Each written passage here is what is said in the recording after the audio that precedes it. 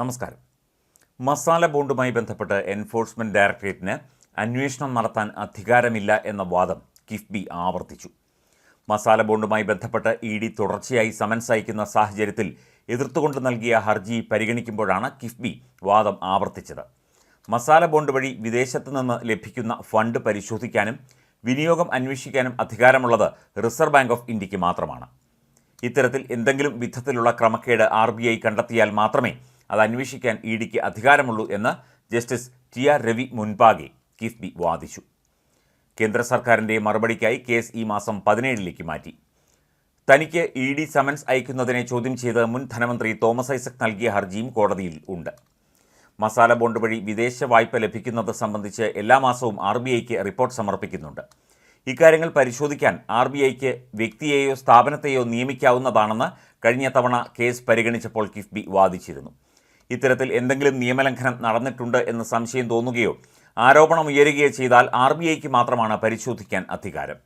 മാത്രമല്ല, മസാല ബോണ്ടിൽ കിഫ്ബിയുടെ authorised ഡീലറായ axis ബാങ്കും പരിശോധന നടത്തുന്നുണ്ട്. പദ്ധതിയെക്കുറിച്ച് ചാർട്ടേഡ് അക്കൗണ്ടന്റുമാരും CAGയും പരിശോധിക്കുന്നുണ്ട്. കിഫ്ബിയുടെ 355 പദ്ധതികളിൽ ഇതുവരെ ഇവരാരും തന്നെ നിയമലംഘനം കണ്ടെത്തിയിട്ടില്ല എന്ന് കിഫ്ബിക്ക് വേണ്ടി ഹാജരായ മുതിർന്ന അഭിഭാഷകൻ അരവിന്ദ് ദത്താർ വാദിച്ചു. 2021 മുതൽ എല്ലാ രേഖകളും ഇ.ഡിക്ക് നൽകുകയും ഉദ്യോഗസ്ഥർ ഒട്ടേറെ തവണ ഹാജരായി മൊഴി നൽകുകയും ചെയ്തിട്ടും ഇതേ രേഖകൾ തന്നെ വീണ്ടും വീണ്ടും ആവശ്യപ്പെടുകയാണ് ചെയ്യുന്നത് എന്നും കിഫ്ബി പറയുന്നു. എന്ത് ക്രമക്കേടാണ് നടന്നത് എന്ന് പറയാതെ ഇത്തരത്തിൽ പൊതുവായി ആരോപണങ്ങൾ ഉയർത്തുകയാണ്. മസാല ബോണ്ട് വാങ്ങുന്ന മറ്റ് സംസ്ഥാന സർക്കാരുകളുടെയോ സ്ഥാപനങ്ങളുടെയോ കാര്യത്തിൽ ഇല്ലാത്ത അന്വേഷണമാണ് കേരളത്തിൻ്റെ കാര്യത്തിലെന്നും കിഫ്ബി കഴിഞ്ഞ തവണ വാദിച്ചിരുന്നു. കിഫ്ബി വിദേശത്ത് മസാല ബോണ്ട് പുറപ്പെടുവിച്ചതിൽ കാരണമൊന്നും വ്യക്തമാക്കാതെയാണ് ചോദ്യം ചെയ്യാൻ ഹാജരാകണമെന്നാവശ്യപ്പെട്ട് എൻഫോഴ്സ്മെന്റ് ഡയറക്ടറേറ്റ് സമൻസ് നൽകിയതെന്ന് മുൻ ധനമന്ത്രി TM തോമസ് ഐസക്കും പറഞ്ഞു. വസ്തുതകളുടെ അടിസ്ഥാനത്തിലായിരുന്നില്ല ഇത്. വിദേശ നാണ്യ വിനിമയ ചട്ടത്തിൻ്റെ ലംഘനം എന്താണെന്ന് പോലും വ്യക്തമാക്കിയിട്ടില്ല. കാടടച്ചുള്ള അന്വേഷണത്തിനാണ് ഇ.ഡി. ശ്രമിക്കുന്നത് എന്നും തോമസ് ഐസക്കിന് വേണ്ടി ഹാജരായ സുപ്രീംകോടതി അഭിഭാഷകൻ ജയ്ദീപ് ഗുപ്ത വാദിച്ചു. ജസ്റ്റിസ് ടി.ആർ. രവിയുടെ ബെഞ്ചാണ് ഹർജി പരിഗണിക്കുന്നത്. അടുത്ത ദിവസവും വാദം തുടരും. കിഫ്ബി വിദേശത്ത് മസാല ബോണ്ട് പുറപ്പെടുവിച്ചതിൽ വിദേശ നാണ്യ വിനിമയ ചട്ടത്തിൻ്റെ ലംഘനമുണ്ടോ എന്ന അന്വേഷണത്തിൻ്റെ ഭാഗമായിട്ടാണ് ഇ.ഡി. തോമസ് ഐസക്കിനും കിഫ്ബിക്കും നോട്ടീസ് നൽകുന്നത്. ഇക്കാര്യത്തിൽ ഇ.ഡിക്ക് അന്വേഷണം നടത്താൻ അധികാരമില്ലെന്നാണ് കിഫ്ബി വീണ്ടും പറയുന്നത്. മുൻ ധനമന്ത്രി തോമസ് ഐസക്കിനെ കിഫ്ബി മസാല ബോണ്ട് കേസിൽ ചോദ്യം ചെയ്യാൻ അനുവദിക്കണമെന്നുള്ള എൻഫോഴ്സ്മെന്റ് ഡയറക്ടറേറ്റിൻ്റെ ആവശ്യത്തിൽ ഹൈക്കോടതി ഡിവിഷൻ ബെഞ്ച് ഇടപെട്ടില്ല. സിംഗിൾ ബെഞ്ച് കേസ് പരിഗണിക്കാനിരിക്കുന്ന സാഹചര്യത്തിലാണ് ഇതെന്ന് chief justice A.J. Desai, justice V.G. Arun എന്നിവരുടെ ബെഞ്ച് വ്യക്തമാക്കി.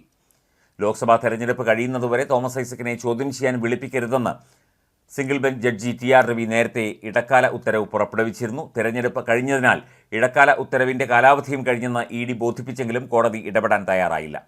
ഐസക്കിനെ ചോദ്യം ചെയ്യേണ്ടതിൻ്റെ ആവശ്യകത ബോധ്യപ്പെടുത്തുന്നതിനായി ഇ.ഡി. സമർപ്പിച്ച രേഖകൾ കോടതി പരിശോധിച്ചിരുന്നു. മസാല ബോണ്ട് ചെലവഴിച്ചതുമായി ബന്ധപ്പെട്ടാണ് ഇ.ഡി. കേസ്. ഇക്കാര്യത്തിൽ ചില വ്യക്തതകൾ വരുത്തേണ്ടതുണ്ട് എന്ന രേഖകൾ പരിശോധിച്ച ശേഷം കോടതി വ്യക്തമാക്കുകയും ചെയ്തിരുന്നു. ഏപ്രിൽ 26 നടന്ന തെരഞ്ഞെടുപ്പിൽ പത്തനംതിട്ടയിൽ നിന്നുള്ള LDF സ്ഥാനാർത്ഥിയായിരുന്നു തോമസ് ഐസക്. സിംഗിൾ ബെഞ്ച് ഉത്തരവിനെതിരെ ഇ.ഡി. ഡിവിഷൻ ബെഞ്ചിനെ സമീപിച്ചെങ്കിലും തെരഞ്ഞെടുപ്പ് കഴിയുന്നതുവരെ കാത്തിരുന്നുകൂടെ എന്നായിരുന്നു ജസ്റ്റിസുമാരായ A. മുഹമ്മദ് മുഷ്താഖ്, M.A. അബ്ദുൽ ഹക്കീം എന്നിവരുടെ ബെഞ്ച് അന്ന് ചോദിച്ചത്. അതിനുശേഷവും ഇ.ഡി. ഈ ആവശ്യവുമായി കോടതിയെ സമീപിക്കുകയായിരുന്നു. താൻ ഇ.ഡിക്ക് മുൻപാകെ ഹാജരാകില്ലെന്നും ആവശ്യമായ രേഖകളെല്ലാം സമർപ്പിച്ചതാണെന്നുമാണ് ഐസക്കിൻ്റെ നിലപാട്. കിഫ്ബി അധികാര പദവിയിൽ ഇരുന്നത് മന്ത്രി എന്ന നിലയിലാണെന്നും അദ്ദേഹം വ്യക്തമാക്കിയിരുന്നു. ഇ.ഡി. വേട്ടയാടുന്നു എന്നാണ് ഐസക്കിൻ്റെയും CPMൻ്റെയും പൊതു നിലപാട്.